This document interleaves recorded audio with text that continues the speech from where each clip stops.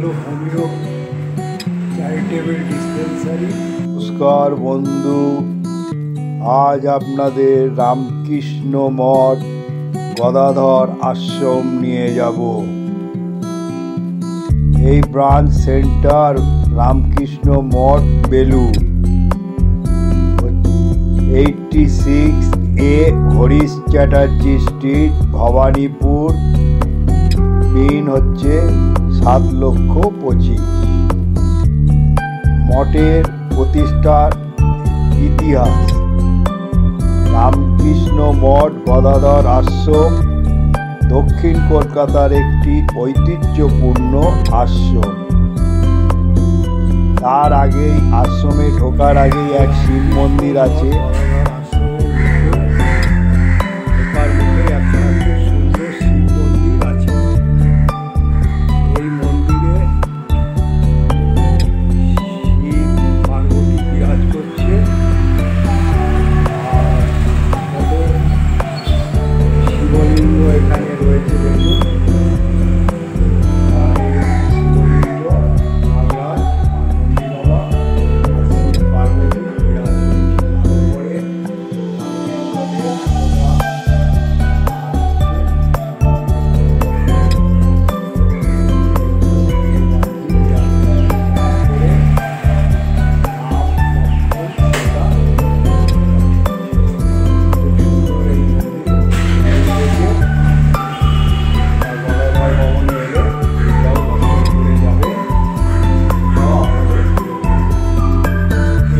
গদাধর ভবনে আজকে এনেছি। এটা হরিশ চ্যাটার্জি রোডে অবস্থিত রামকৃষ্ণ মঠ গদাধর আশ্রম। এই হলো তার বাইরের ঢোকার মুখে।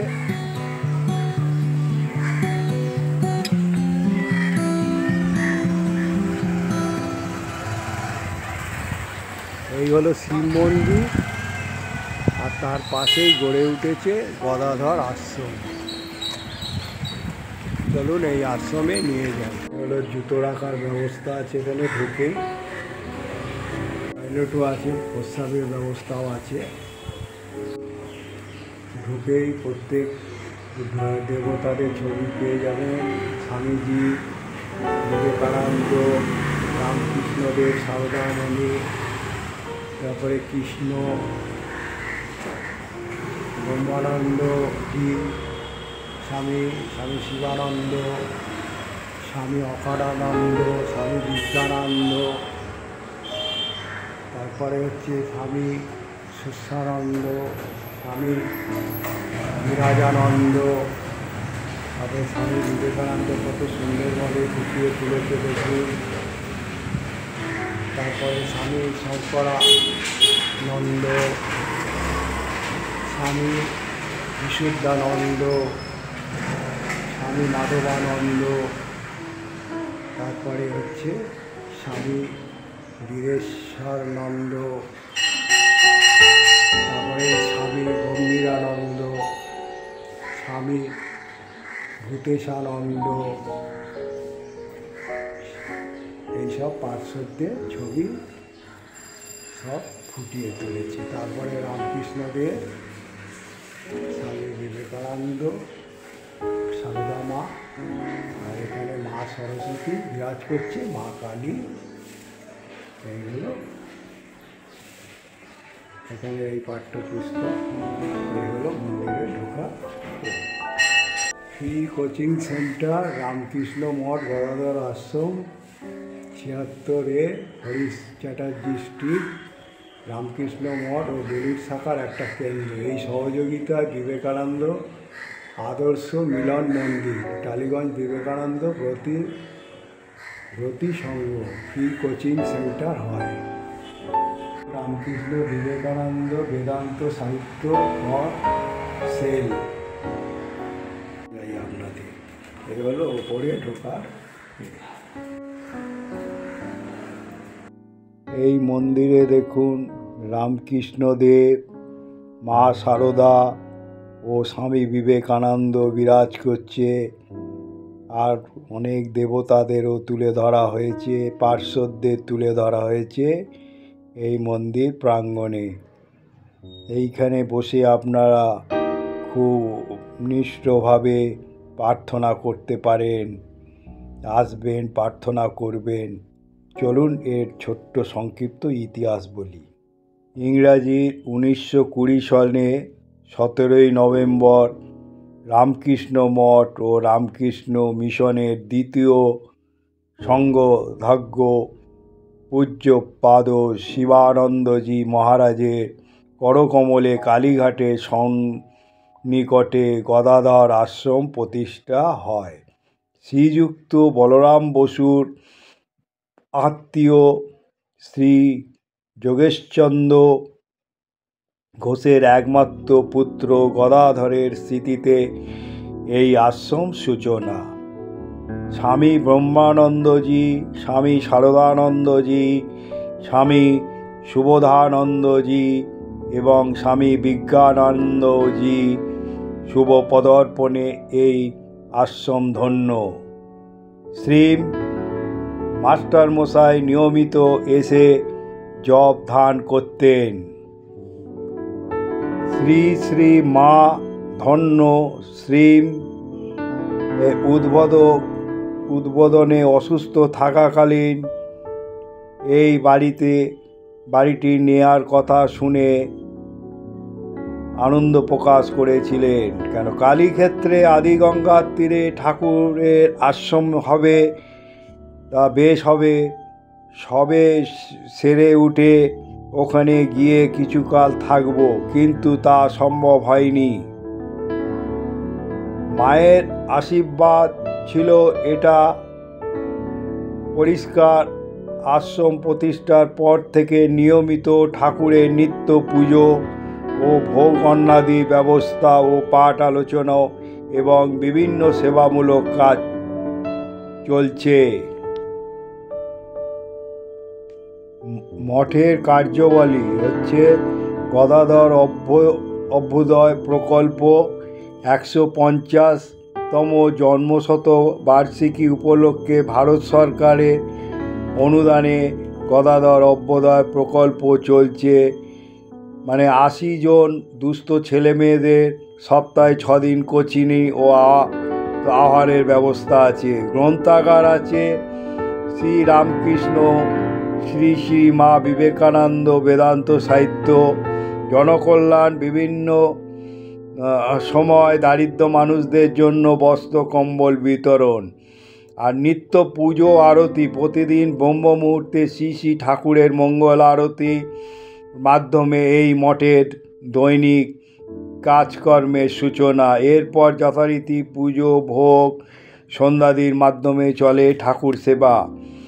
আর এই মঠে অনুষ্ঠিত হয় কালী পুজো, জগদ্ধাত্রী পুজো, সরস্বতী পুজো, শিবরাত্রির ও ঠাকুর ও শ্রী শ্রী মা আর স্বামীজির উৎসব, নৃত্য এবং আধ্যাত্মিক পাঠ আলোচনা। রামকৃষ্ণ মঠ গদাধর আশ্রম বৈশিষ্ট্য হল সন্ধ্যা আরতির পর বিদগ্ধ সন্ন্যাসী ভক্তের দ্বারা প্রতিদিন শ্রী শ্রী রামকৃষ্ণ কথামৃত, লীলা প্রসঙ্গ, গীতা এবং বেদান্ত পাঠ। ভবিষ্যৎ পরিকল্পনা রামকৃষ্ণ মঠ গদাধর আশ্রম সংলগ্ন একটি দ্বিতল বাড়ি ক্রয় করা হয়েছে। সেখানে ভাড়াটিয়াদের পুনর্বাসনের করা বিশেষ প্রয়োজন আছে। এই সব প্রকল্পের চালু রাখার জন্য আর্থিক সহায়তা বিশেষ প্রয়োজন। তা রামকৃষ্ণ মঠে প্রদত্ত দান কর আইনে 80G ধারায় সম্মুক্ত করমুক্ত। এই নামে চেক পাঠাতে হবে রামকৃষ্ণ মঠ গদাধর আশ্রম। আর শ্রী শ্রী ঠাকুর, মা ও স্বামীজির আশীর্বাদ আপনার ও আপনার পরিবারের সকল ফুলের ওপর বর্ষিত হোক। স্বামী অবলাপ্তানন্দ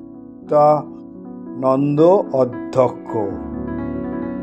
আনন্দলোক হসপিটাল আর হচ্ছে দেশবন্ধু মার্কেটের পাশে একটা বাজার বসে।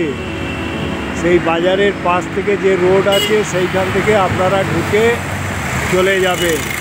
আর এই হলো বাস স্ট্যান্ড। এইখান থেকে গিয়ে আপনারা গদাধর ভবনে 2 মিনিট হেঁটে চলে যাবেন গদাধর ভবনে। আর আনন্দলোক হসপিটাল আর দেশবন্ধু মার্কেটের অপোজিট দিক দিয়ে যে গলি আছে সেখান থেকে চলে যাবে। এ হলো দেশবন্ধু মার্কেটে বাস স্টপ বা নেতাজি সুভাষ ভবনে মেট্রোতে নেবে। এই হচ্ছে সাউথ সুপারম্যান স্কুল রোড দিয়ে যেভাবে দেখিয়ে দিচ্ছি এইভাবে আপনারা যাবেন। যেতে যেতে ভবানীপুর গার্লস স্কুল পড়বে ওই সুহাসিনী গাঙ্গুলি রোডে। তারপরে সোজা যাবে বর্মন মেডিকেয়ার প্রাইভেট লিমিটেড। এটা হচ্ছে সুহাসিনী গাঙ্গুলি সরণি দিয়ে আপনারা চলে যাবেন। এইভাবে যাবেন। ওই যে চৌমাথা আছে এই চৌমাথা সোজা চলে যাবে। এইদিকে সোজা গিয়ে বাঁদিকে গেলে মমতা ব্যানার্জির বাড়ি পড়বে মুখ্যমন্ত্রী। কিন্তু তার আগেই দেখবেন একটা মিষ্টির দোকান, সেইখান দিয়ে ঢুকে যাবেন গদাধর ভবন। হচ্ছে যে হরিশ চ্যাটার্জি রোডে আসবেন, যে ঢোকার মুখে এই যে রামকৃষ্ণ মঠ গদাধর আশ্রম, এই রোড দিয়ে মিষ্টান্নর দোকানের পাশে চলে যাবেন, গিয়ে দেখতে পাবেন গদাধর ভবনে যখন ঢুকবেন এই জয়গুরু মিষ্টান্ন ভাণ্ডারের ঢুকে এসে বাঁ দিয়ে চলে যাবেন। সামনেই দেখবেন গদাধর ভবন রামকৃষ্ণ মঠ। বন্ধু, আজ আপনাদের গদাধর ভবনে এনেছি। রামকৃষ্ণ মঠ গদাধর ভবন, এটা হচ্ছে হরিশ চ্যাটার্জি স্ট্রিটে অবস্থিত ভবানীপুরে। আসবেন এখানে কিন্তু ভোগের জন্য আগে থেকে বলে দিতে হয়। আমি একটা ছোট্ট ব্লগ বানালাম, মোটামুটি সব কিছু দর্শন করালাম। একটা লাইক করবেন আর যত শেয়ার করবে লোকে জানতে পারবে ভবানীপুরেও গদাধর ভবন রামকৃষ্ণ মঠ আছে। এটা দেখার পর যত শেয়ার করবে লোকে জানবে। আর এখনও যারা সাবস্ক্রাইব করেননি সাবস্ক্রাইব করে দেবেন। যখন সাবস্ক্রাইব করবেন আইকন বটনটা টিপে দেবেন। আপনারা ভালো থাকুন, সুস্থ